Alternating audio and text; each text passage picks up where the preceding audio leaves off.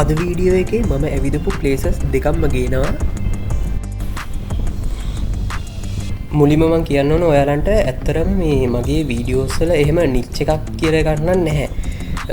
නිච් එකක් කියන්නේ ඔයාලා දන්නේ නැත්තම් මෙහෙමකමුකෝ සමහර දින කුකින් channel තියෙනවා, ඊට පස්සේ ටෙක් වීඩියෝස් තියෙනවා, ඔටෝමොබයිල් ගැන තියෙනවා.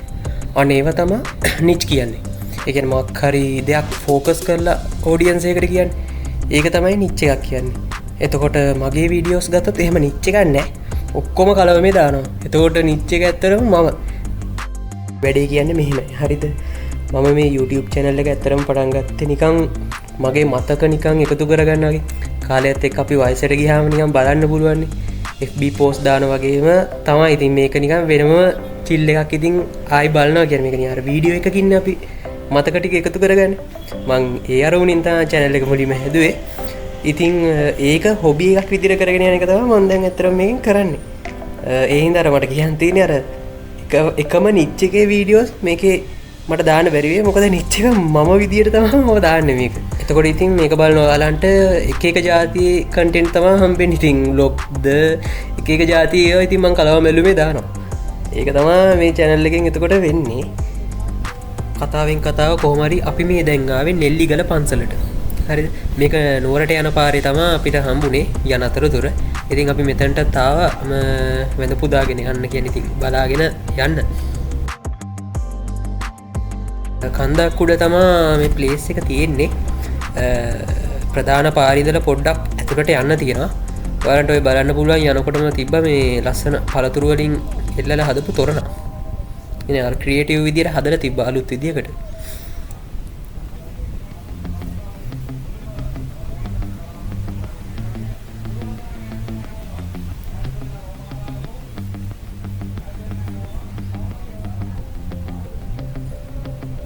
ඔයාලන්ට ඔය බලා ගන්න පුළුවන් පළතුරු තොරණ ගාව මම ගත්තේ වීඩියෝ එක.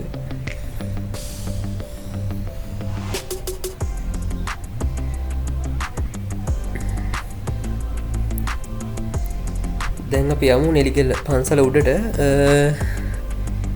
හරිම ලස්සනයි. ඉතින් පන්සල කන්ද උඩ තමයි තියෙන්නේ මේ විදියට. මේ පන්සල මෙහෙමයි. සාමාන්‍යයෙන් ඔය වැහි හිරිපොද තියෙන වෙලාවක වගේ ආවනම් එහෙම මාරම ලස්සනයි. සාමාන්‍යයෙන් හවස් වරුවේ හරි උදේ වරුවේ හරි අර මීදුමක් එක්ක තීද්දි නම් මේ හරිය මාරම ලස්සන විදිහට තමයි පේන්න ගන්න. මේ අපි ආපු වෙලාව නම් දවල්. ඇත්තටම ගොඩක් අවුව තිබ්බා. හරි අමාරුයි. මේ වැල්ල රත් වෙලා තියෙන්නේ හොඳටම. අර ඇවිදින්න අමාරුයි. උඩට ආවම මේ වගේ view එකක් තමයි බලා ගන්න පුළුවන්. මෙන්න මේ පිළිමේ හරිම ලස්සනයි. සුමන සමන් දෙවියන්ගේ පිළිමයක් තියෙනවා මෙන්න මෙතන. ඊට පස්සේ ඉතින් අපි ගියා තව ප්ලේස් එකකට. ඇත්තටම මේක තිබ්බේ නුවර තෙල්දෙනිය කිට්ටුව තිබ්බේ. මේ නාන්න ඔයකට යන ගම. මේ ඔයට යන පාර තමයි මේ විදිහට තියෙන්නේ. මේ නිකන් කැලෑවක් මැදින් යනවා වගේ පොඩි පීඩින්නයක් තියෙන්නේ. මේ ගමන පොඩ්ඩක් දුෂ්කරයි. පයින් යන්න ඕන ටිකක් දුර. ඉතින් මේ මම පෙන්නන්න ඉස්සරහට යන ගම පාර මොන වගේද කියලා. ඔයාලන්ටම පේනවනේ යන පාර මොන වගේද කියලා. යමුකෝ අපි ඉස්සරහට.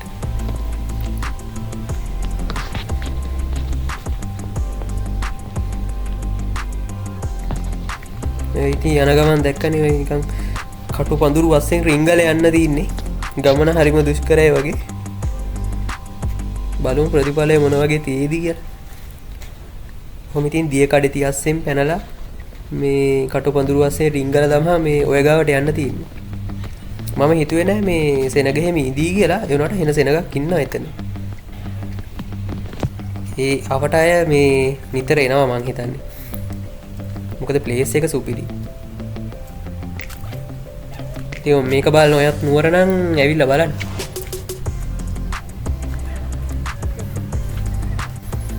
මේ තියෙන්නේ ඉතින් ඔය ගමන දුෂ්කර වුණාට ප්‍රතිඵලය කටුක නෑ නේද? මාර ලස්සනයි ඉතින් මේ කාම් බවක් තියෙනවා. සෙනග නම් ඉන්නවා හැබැයි ඒ වුණාට අවුලක් නෑ. නියම ඔය. තව ඉස්සරහට ගිහලා මම පෙන්නන්නම්.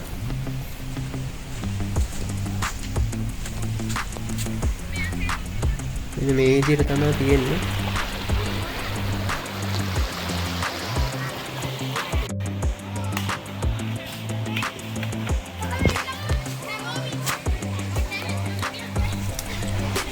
වතුරත් හෙන සීතලයි මේ තව උඩ ඉඳලා වතුර ගලාගෙන එනවා. උඩ හරියට නාන්න පුළුවන්. අපි මේ හරිය තමයි නාන්න තෝරන්නේ. මොකද මෙතන ටිකක් සේෆ්ටි වගේ. තව පල්ලෙහාට වෙන්න තියෙනවා නිකන් අර ටැංකි වගේ අර. එක ටැංකියකින් තව ටැංකියකට වගේ අර පල්ලෙහාට වතුර වැටෙන්නේ. අන්න ඒ විදිහට තියෙනවා. එතනත් හොඳ හැබැයි ගැඹුර වැඩි. එහෙනම් මේ හරිය තමයි අපි නෑවේ. ඒ හරියට ගියා මේ මං ඒ හරියට ගිහිල්ලා වීඩියෝ කරේ නෑ. මොකද වීඩියෝ කරන්න බෑ. පොඩි ඉන්න මාත් එන්න. අපි ෆොටෝ එකක් ගහලා යමු එතන. වීඩියෝ කරන්න අමාරුයි එතනට ගිහිල්ලා.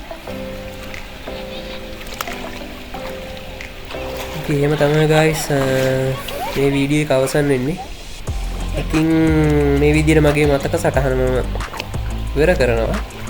අලුත් vlog එකකින් හම්බෙමු. ඔන්න පොඩි නයියේ. අයියේ පොඩ ඉන්න.